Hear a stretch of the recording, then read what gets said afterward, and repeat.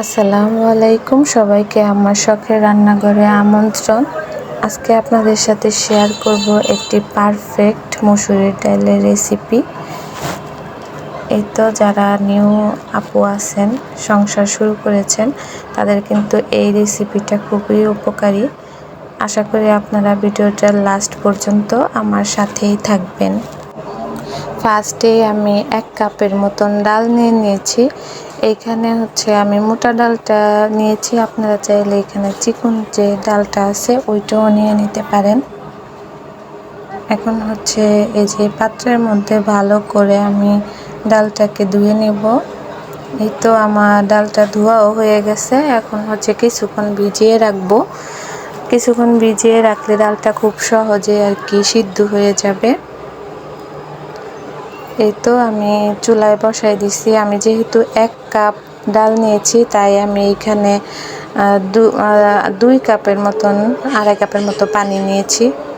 এই তো ডালটা আমার বলকও চলে এসেছে। এখন যে সাইডে ফেনা হয়েছে এগুলো আমি তুলে নিব। এই ফেনাগুলো থাকলে ডালের পরে ডালের উপর দিয়ে ফেনাগুলো বেশি থাকে, দেখতেও ভালো লাগে না, আর স্বাদের দিক দিয়েও ভালো লাগে না। এখন কেটে রাখা মরিচ আর কাঁচা মরিচ আর পেঁয়াজটা আমি দিয়ে দিব। এখানে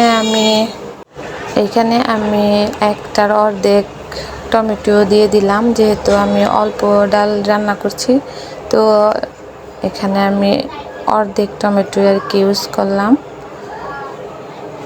তারপরে যে অল্প পরিমাণ হলুদ দিয়ে দিলাম আর সামান্য একটু মরিচের গুঁড়া দিয়ে দিলাম। এখন একটু নেড়ে চেড়ে নেব। তারপর একটু জাল করে ঘুটনির সাহায্যে আমি ডালটাকে ঘুটে নেব।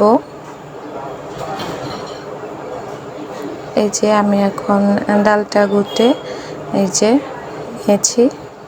তারপর এই যে পরিমাণ মতন লবণ দিয়ে দিলাম। তারপরে যদি লাগে শেষে আবারও একটু দিব। এখন কিছুক্ষণ জাল করে তারপর ডালটাকে আমি বাগার দিয়ে নিব।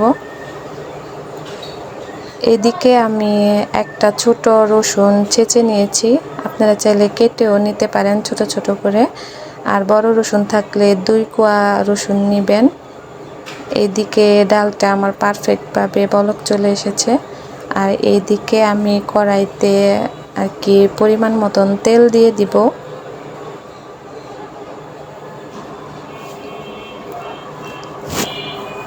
তারপর এই যে 2টা শুকনা মরিচ আলাম দিয়ে দিলাম, এতে করে গ্রানটা ভালো আসবে। আমি সবসময় ডালের ভিতরে 5 ফোড়ন খাই, আপনারা চাইলে এখানে গোটা জিরাটাও দিতে পারেন। তারপর একটু লাল করে মরিচটা ভেজে নিব। এই তো আমার মরিচটাও ভাজা হয়ে গেছে। এখন যে ছেঁচে রাখা রসুনটা ওইটা আমি দিয়ে দিলাম। এখন নেড়ে চেড়ে বাদামি রঙের করে নিব। এই তো আমার রসুনটাও পারফেক্টভাবে হয়ে গেছে। এখন ডালটা আমি এখানে দিয়ে দিব।